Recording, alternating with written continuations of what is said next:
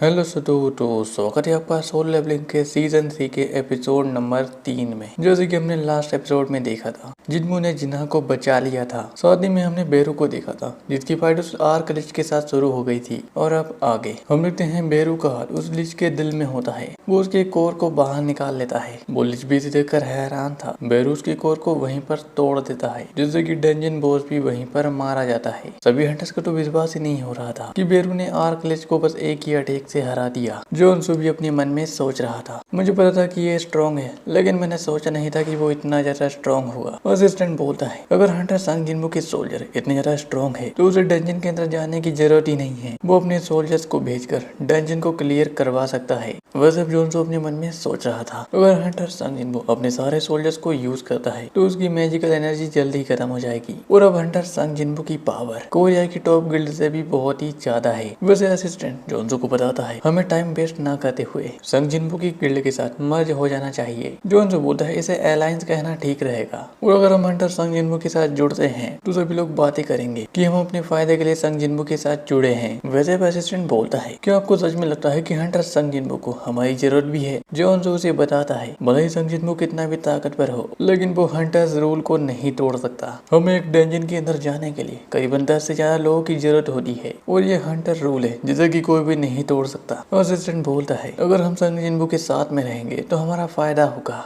हाँ, ये बिल्कुल सही है, लेकिन इससे लोग हमें सेल्फिश समझेंगे। जोनसू बोलता है, ऐसा नहीं होगा, बस ये हमारा संग जिन्मू के लिए थोड़ा सा सपोर्ट होगा। और अब नेक्स्ट सीन होता है जिन्हा के स्कूल का, जहाँ पर सभी लोग अपने बच्चों की मौत पर रो रहे होते हैं। दूसरी तरफ हम एक कार में बैठे हुए चेयरमैन और जिन्मू को भी देखते हैं। चेयरमैन जिन्मू को बताते हैं, 213 लोग यहाँ से भाग चुके हैं और 10 लोगों को तुमने बचाया था और बाकी का काम तमाम हो गया है। और चेयरमैन जिन्मू को ये भी बताते हैं, लास्ट 6 मंथ से गेट के नंबर्स बढ़ते ही जा रहे हैं और गेट के साथ साथ दूसरे लोग भी अवेकनिंग कर रहे हैं और हमें इस बैलेंस को बनाए रखना होगा। और अब जिन्मू मेन मुद्दे पर आता, वो चेयरमैन से पूछता है, वैसे उन्होंने यहाँ पर उसे क्यों बुलाया था? चेयरमैन जिन्मू को एक फाइल देते हुए बोलते हैं, चाइना, यूएसए, रूस और ब्रिटेन और ऐसी बहुत सी कंट्रीज है जो कि तुमसे मिलना चाहती है। और हमें ये भी पता है कि अमेरिकन हंटर्स ब्यूरो ने आपसे सीक्रेट तरीके से मीटिंग की है, लेकिन हंटर एसोसिएशन के पास इन लोगों को रोकने का कोई भी अधिकार नहीं है। हम बस तुम्हारे पर्सनल डाटा को सिक्योर कर सकते हैं और सब कुछ तुम्हारे डिसीजन के ऊपर निर्भर करता है। और अगर तुम कोरिया को छोड़कर जाते हो तो यहाँ पर चीजें अनबैलेंस हो जाएंगी। और अब वो लोग एक हॉस्पिटल के पास आ जाते हैं। चेयरमैन अब जिन्मू से बोलते हैं, हमसे जो हो सकेगा हम तुम्हारे लिए वो करेंगे, लेकिन प्लीज कोरिया को छोड़कर यहाँ से मत जाना। हमारे पास बस 10 एस रैंक के हंटर थे, जिसमें से हम 3 तो खो चुके हैं और एक हंटर तो मारा जा चुका है। और होंग डोंगसू कोरिया को छोड़कर अमेरिका चला गया और हंटर एसोसिएशन इस चीज को बिल्कुल भी बर्दाश्त नहीं करेगी। हमसे जो हो सकेगा हम वो तुम्हारे लिए करेंगे, तो प्लीज हमें बताएं कि तुम्हें क्या चाहिए। जिन्मू अब चेयरमैन को बताता है कि वो हाई रैंक के डंजन में अकेला जाना चाहता है, जिस पर चेयरमैन बोलते हैं,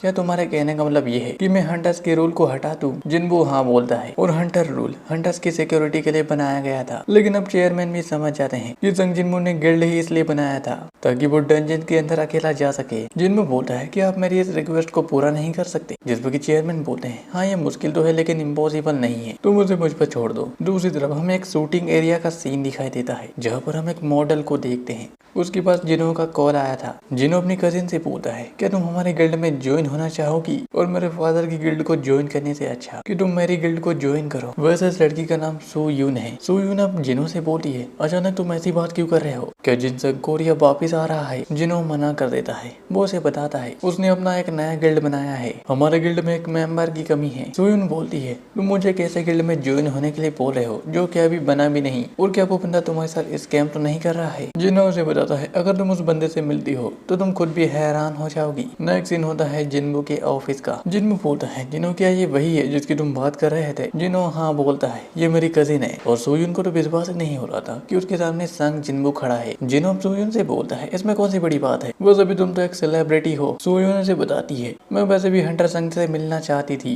जिसने लिमिन संग के इंटरव्यू को बर्बाद कर दिया। वैसे जिन्मू को यहाँ पर पता चलता है कि सूयुन एक ए रैंक की हंटर है, लेकिन यहाँ पर वो एक और चीज नोटिस करता है कि जिनो तो डी रैंक का हंटर है, तो इनकी रैंक में इतना फर्क क्यों है? लेकिन खैर रहने दो, मेरे फादर भी एक एस रैंक के हंटर थे और मैं खुद भी एक ई रैंक का हंटर पहले हुआ करता था। जिन्मू सूयुन से पूछता है, क्या उसे सभी चीजें पता है? सूयुन हाँ बोलती है और उसे इस गिल्ड में जुड़ने से भी कोई भी आपत्ति नहीं है। जिन्बू से बताता है अगर तुम इस गिल्ड को ज्वाइन करती हो तो इस चीज के बारे में न्यूज में भी खबर आएगी। क्या तुम्हें इससे कोई आपत्ति तो नहीं है? सोयन बोलती है मुझे इससे कोई भी दिक्कत नहीं है, वैसे जिनसंग की गिल्ड में जुड़ने से तो बेहतर ही है। जिन्बू बोलता है वैसे जिनसंग कौन है? जिन्हो उसे बताता है कि वो मेरा बड़ा भाई है और वो काफी ज्यादा बुरा है। वैसे अब सोयन जिन्बू से बोलती है कि आप उसके साथ एक सेल्फी ले सकती है। वही अब नेक्स्ट सीन होता है प्रेसिडेंट के ऑफिस का, जहाँ पर प्रेसिडेंट चेयरमैन से बोल रहे थे क्या तुम्हें पता भी है तुम किस बारे में बात कर रहे हो और तुम समनिंग क्रिएचर को गिल्ड मेंबर्स का दर्जा दे रहे हो और संग जिन्बू ने अभी बस अपना गिल्ड बनाया ही है और वो हमसे नियम तोड़ने के लिए कह रहा है और तुम उसका साथ देने के साथ साथ उसे स्पेशल ट्रीट कर रहे हो। क्या तुम्हारे पास इसका कोई जवाब है? जिस पर चेयरमैन बोलते हैं हाँ बिल्कुल, मैं हंटर संग को स्पेशल ट्रीट दे रहा हूँ।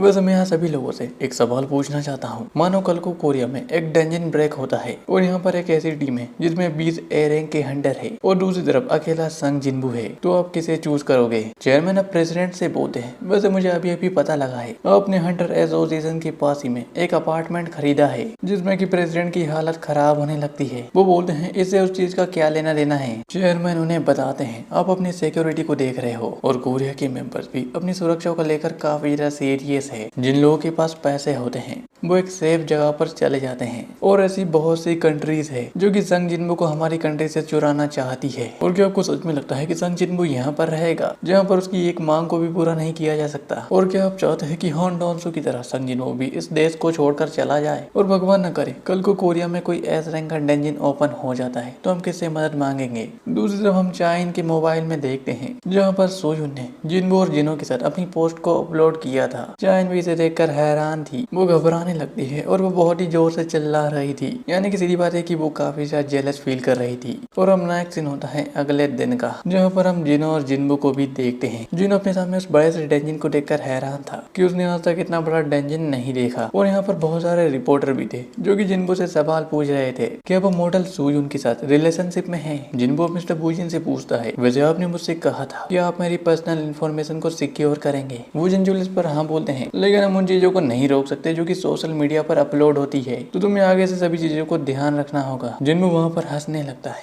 वो उन्हें बताता है वो अगली बार से इन चीजों का ध्यान रखेगा। वैसे मैं आप सभी को बता दूं कि आज आर्यन गिल्ड की पहली रेड है और प्रेसिडेंट ने भी जिन्बू को डंजन के अंदर अकेले जाने की परमिशन दे दी थी। जिन्हो अब जिन्बू से बोलता है कि हमें माइनिंग टीम और कलेक्टिंग टीम को नहीं बुलाना चाहिए क्योंकि मैं अकेले इस काम को नहीं कर पाऊंगा। जिन्बू बोलता है इसकी जरूरत नहीं है, ये काम मेरे शैडो सोल्जर करेंगे। इधर मिस्टर बूजिन भी सभी सोल्जर्स की रैंक को चेक करते हैं जो कि बी रैंक से ऊपर के थे और अब वो अपने कपड़े उतारने लगते हैं। जिन्हो और जिन्बू भी हैरान थे। वहाँ पर बूजिन चुल एक आर्मर को पहन लेते हैं। वो उन्हें बताते हैं कि चेयरमैन ने मुझे ऑर्डर दिया है कि आज की रेड को मैं बुरी तरीके से ऑब्जर्व करूं। उम्मीद है कि तुम्हें इससे कोई दिक्कत नहीं होगी।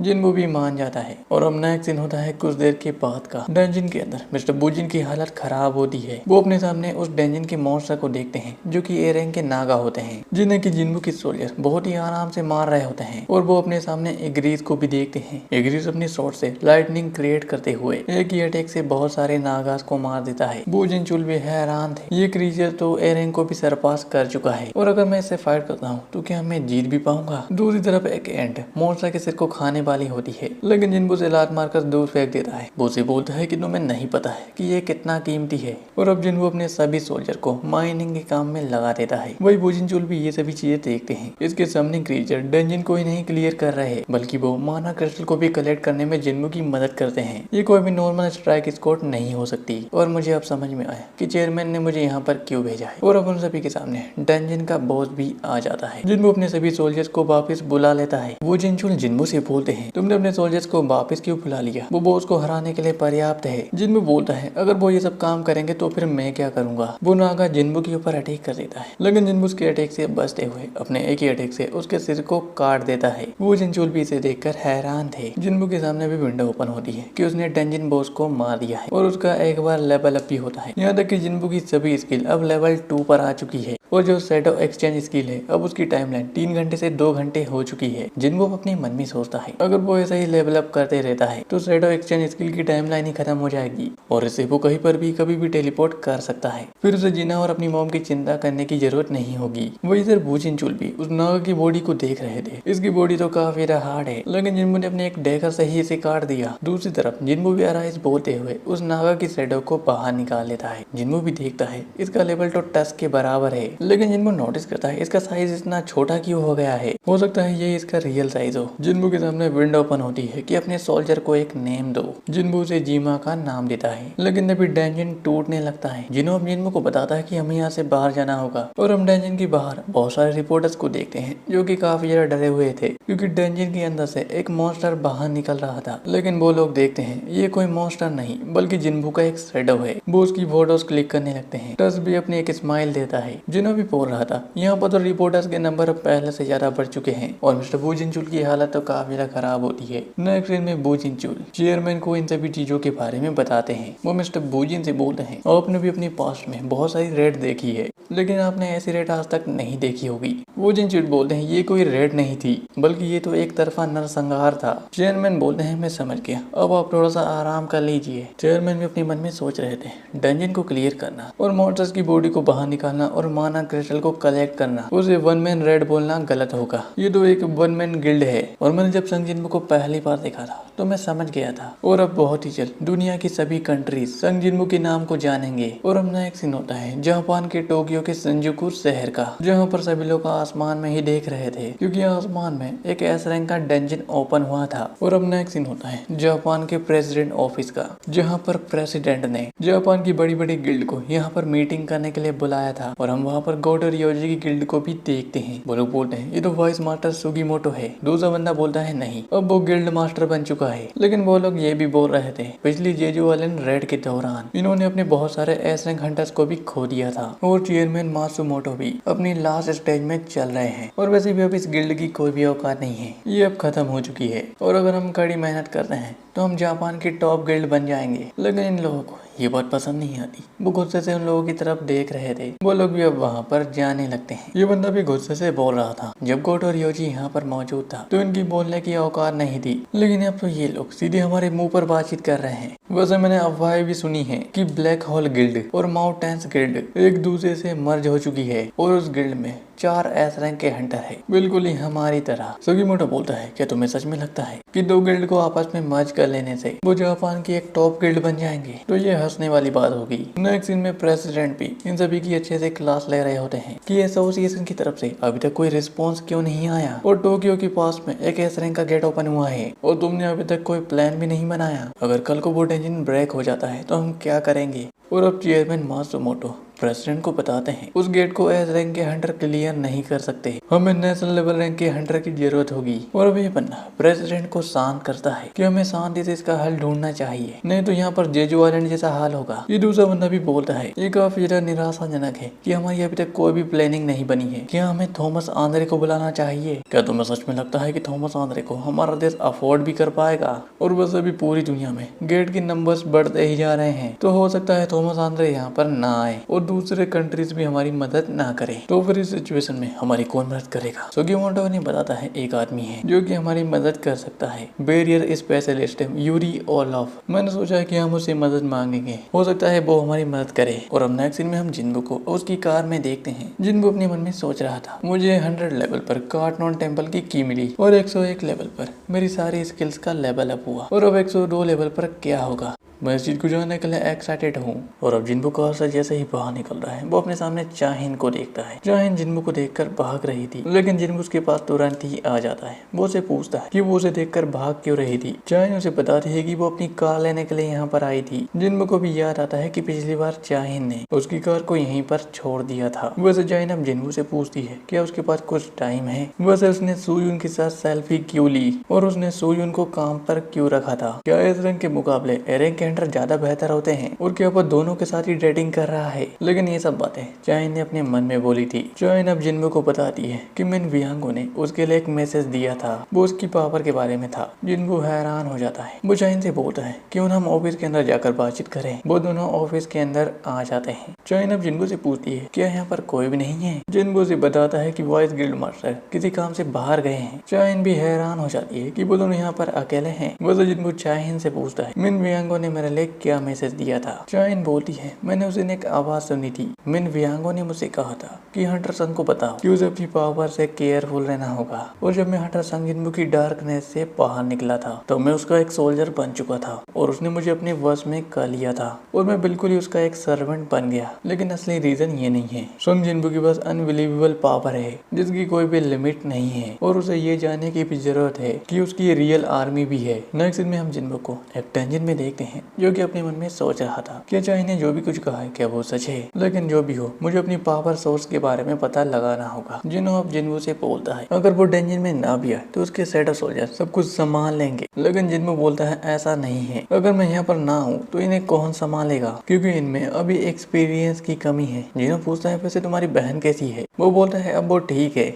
बस उसे आराम करने की जरूरत है। जिन्बू अब अपनी ऑब्जर्वेशन स्किल से अपने सोल्जर्स को देखने लगता है। वो देखता है कि उसकी टीवी पर कोई शो चल रहा था और वो शो बेरू देख रहा था। वैसे बेरू यहाँ पर ये चीजें सीख रहा था कि वो अपने किंग से कैसे बातचीत करे और जिन्हा वहाँ पर आराम कर रही थी। वैसे जिन्बू की मम मार्केट में थी। चोईचोंग और बेकिनो अभी भी लड़ रहे थे और वो वहाँ पर चाहिन को नहाते हुए भी देखता है। जिन्बू वहाँ पर हैरान हो जाता है। जिन्बू अपने मन में सोच रहा था अच्छा हुआ कि मैं उससे माफी मांग लूं और अच्छा हुआ कि मैं उसे एक दिन लंच पर लेकर जाऊं। तो जिन्हो अब जिन्बू से बोलता है क्या आपको खबर मिली जापान के टोक्यो शहर में एक एसरिंग का गेट ओपन हुआ है और गेट को ओपन हुए 3 दिन बीत चुके हैं और वो लोग ज्यादा से ज्यादा हंटर्स को ढूंढ रहे हैं। उन्होंने आपसे भी कांटेक्ट किया होगा। जिन्बू हाँ बोलता है लेकिन उसके पास कुछ और जरूरी काम है। हम जिन्बू के हाथों में उसी कार्नोर टेम्पल की को देखते हैं और अब उस की जानकारी जिन्बू को 27 घंटों के बाद मिलेगी। जिन्बू बोलता है बस एक दिन की बात और है फिर मुझे सारे सच पता चल जाएंगे। नेक्स्ट दिन में हम एक हंटर को देखते हैं और वैसे इसी का नाम यूरी ऑलोफ है। यूरी बताता है कि उसे एक महान हंटर के रूप में भी जाना जाता है और वैसे ही मैंने तुम्हारी रिपोर्ट पढ़ी थी। तुमने वहाँ से सिटीजन्स को बाहर निकालकर अच्छा किया और जापान वहाँ 6 एस रैंक के हंटर भेज रहा है। सुगीमोटो से बताता है जापान में बहुत सारे ए रैंक के डंजन भी ओपन हुए हैं, बाकी हंटर उन्हें संभालने में लगे हैं और हम तीनों भी इस काम में तुम्हारी मदद करेंगे। यूरी उन्हें बताता है ये तो काफी ज्यादा शर्मनाक है, तुम ऐसे अपने देश को बचाओगे और वैसे मेरा एक दिन का चार्ज 10 मिलियन होगा। सुगीमोटो बोलता है क्या $10 मिलियन।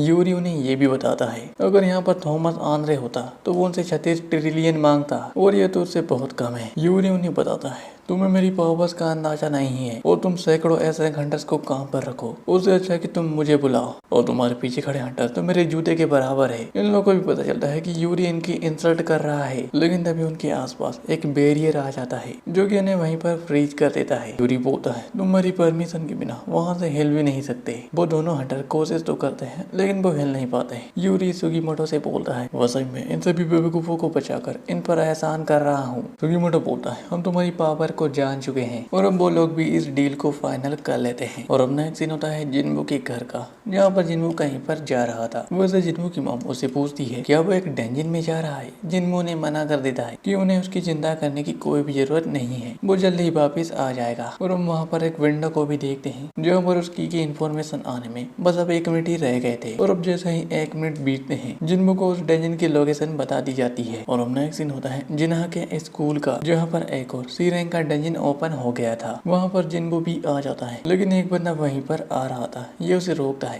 लेकिन वो देखता है ये तो हंटर संग जिन्बू है। वैसे जिन्बू इस लड़की से पूछता है गेट को खुले हुए कितना टाइम हो चुका है। वो बोलती है पूरे 3 दिन। जिन्बू हैरान था, मैंने तो सोचा था ये डंजन कहीं और ओपन होगा और वैसे भी ये गेट एक सी रैंक का है। जिन्बू अपन से पूछता है क्या हंटर्स की टीम अंदर जा चुकी है। वो लड़की बोलती है हाँ बिल्कुल, उन्हें 2 घंटे हो चुके हैं। जिन्बू उस लड़की को बताता है अटैक फोर्स को तुम्हें जल्दी बाहर बुलाना होगा, जिस पर की वो लड़की बोलती है ये तो एक सी रैंक का डंजन है। जिन्बू बोलता है अटैक फोर्स खतरे में है, अगर वो बाहर नहीं आए तो वो मारे जाएंगे। और अब जिन्बू गेट के अंदर चला जाता है और हम नेक्स्ट सीन में हम उसी स्ट्राइक स्क्वाड को देखते हैं जो कि उसी डबल लेयर डंजन के पास पहुंच चुके थे। वो लोग सोच रहे थे ये गेट क्यों नहीं ओपन हो रहा और मैजिक से तो इस पर एक खरोच भी नहीं आया। लेकिन तभी वहां पर जिन्बू आ जाता है जो कि उन्हें बताता है ये एक ट्रैप है। वो लोग पूछते हैं वैसे तुम कौन हो। जिन्बू ने बताता है मैं वो हूँ जो कि डबल लेयर डंजन से जिंदा बचकर बाहर आया था। वो लोग भी समझ जाते हैं ये तो एस रैंक का हंटर सांग जिनबू है। जिनबू ने बताता है तुम लोग कल्पना भी नहीं कर सकते कि ये डंजन कितना खतरनाक है और वैसे यहाँ से सभी चीजें वो संभाल लेगा, तो तुम सभी यहाँ से निकल जाओ। जिनबू अपनी की मदद से उस डंजन के दरवाजे को खोल देता है। ये सभी हंटर भी सोच रहे थे इसने उस दरवाजे को कैसे खोला, लेकिन तभी एक हंटर ओवर कॉन्फिडेंस में सांग जिनबू से बोलता है सर आप भले ही एक रंग के हंटर है, लेकिन इस डंजन के राइट हमारी गिल्ड के पास है, इसलिए आप इसमें इंटरफेरेंस नहीं कर सकते। जिस पे कि जिनबू बोलता है तो फिर मैं तुम्हें नहीं रोकूंगा, जैसे भी अंदर जाना है वो जा सकता है। ये बंदा उस डंजन के अंदर जाता है,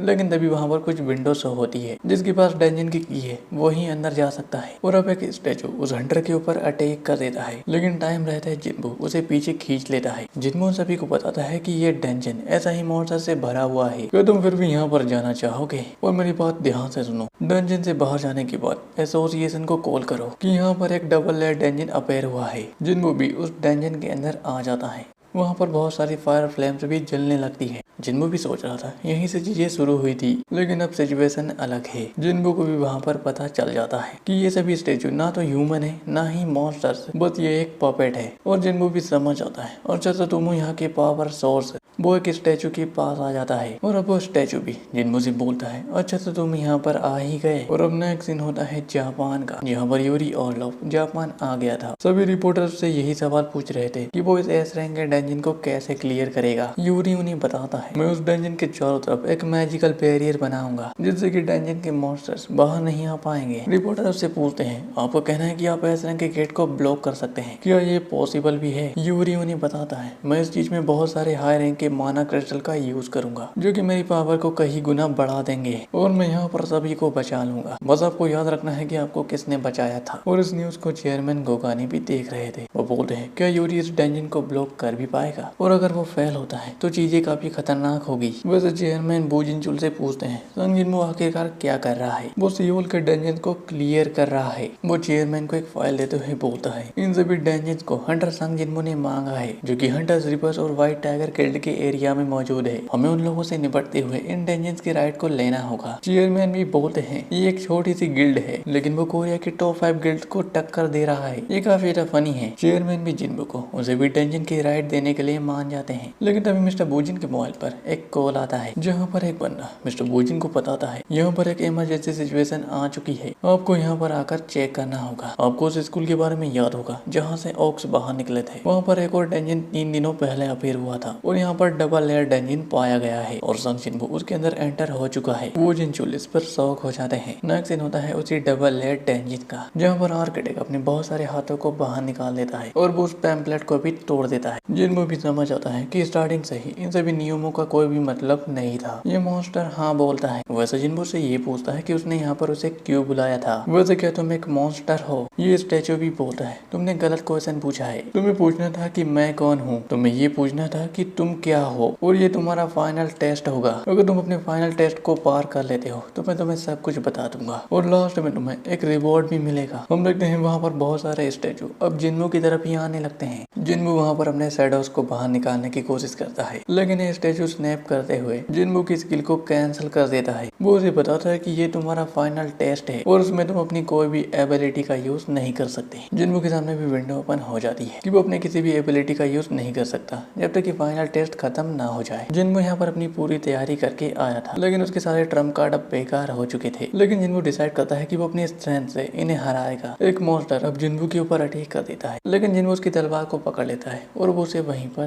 तोड़ देता है और वो उसी टूटी हुई तलवार को उस स्टैचू के सिर में घुसा देता है। वो वहाँ पर एक एक करके सभी स्टैचूज को मारने लगता है, लेकिन तभी एक बड़ा स्टैचू उसके ऊपर एरो से अटैक करता है। जिनबू उसके अटैक से बचता है और वो उसी के एरो को उसी के अंदर घुसा देता है। दूसरी तरफ ये स्टैचू भी बोल रहा था मैंने सोचा नहीं था कि तुम इतने ज्यादा ग्रो कर चुके होगे। जिनबू यहाँ पर सभी मॉन्स्टर्स से फाइट कर रहा था, लेकिन वो सभी स्टैचूज भी काफी ज्यादा पावरफुल थे। इधर ये स्टैचू भी बोल रहा था सचमुच में तुम काफी ज्यादा लाजवाब हो, लेकिन टेस्ट को इतनी जल्दी एंड करना ये जल्दबाजी होगी। लेकिन तभी जिनबू को सेंस होता है कि वो बड़ी वाली स्टैचू अब जाग चुकी है। ये स्टैचू बोलता है चलो तो अब गॉड की वर्शिप करने का टाइम आ चुका है। और इसी के साथ हमारे एपिसोड नंबर 3 का यहीं पर एंड होता है। वैसे ये एपिसोड काफी तक कमाल का था और अगले एपिसोड में हमें सोलो लेवलिंग की मिस्ट्रीज के बारे में पता चलेगा। इसलिए इस वीडियो को लाइक और चैनल को सब्सक्राइब जरूर से कर देना। साथ में इस वीडियो को अपने दोस्तों को भी शेयर कर देना और अगर नेक्स्ट पार्ट देखना चाहते हो तो जल्दी जल्दी कमेंट करो।